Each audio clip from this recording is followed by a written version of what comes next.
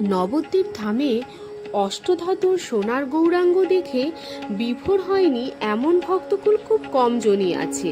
তো কেন বিভোর হয় সেই গল্পই তোমাদের কাছে আজকে করব।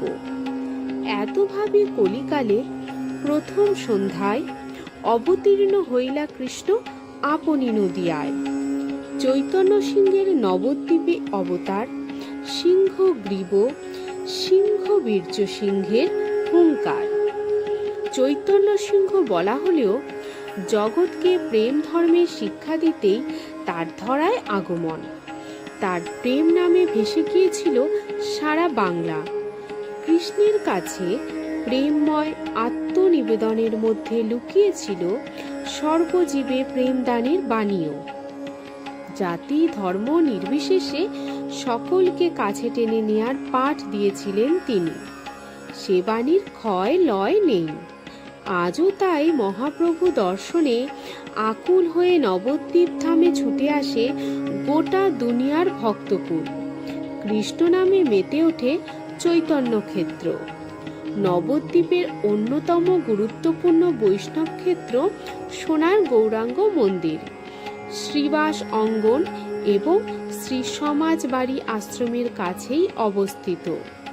দেবালয়ের দোতলার গর্ভগৃহে রূপোর সিংহাসনে আসীন সোনার গৌরাঙ্গ, তার নামেই এই মন্দিরের নামকরণ। অষ্টধাতুর মূর্তি দেখে ভাবে বিভোর হয় ভক্তরা। কুঞ্চিত কেশদাম, মস্তকে স্বর্ণ মুকুট, সোনার কণ্ঠহার আর ফুল সাজে প্রতিদিন সেজে ওঠেন তিনি। অনেকে বলেন এখানে রাখা আছে শ্রী চৈতন্য মহাপ্রভুর পাদুকা। প্রচলিত মত, অষ্টধাতুর মূর্তিতে সোনার আধিক্য থাকায় গৌরাঙ্গকে সোনার গৌরাঙ্গ বলা হয়।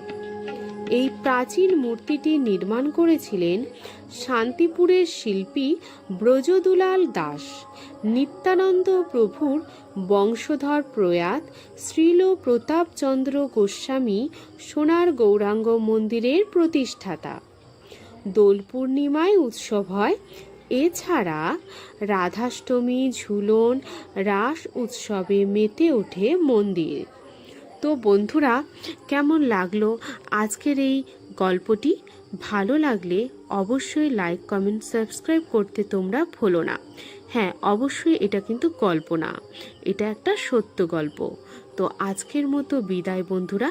আজ তবে আসি, আবারও আসবো অন্য কোনো নতুন ভিডিও নিয়ে।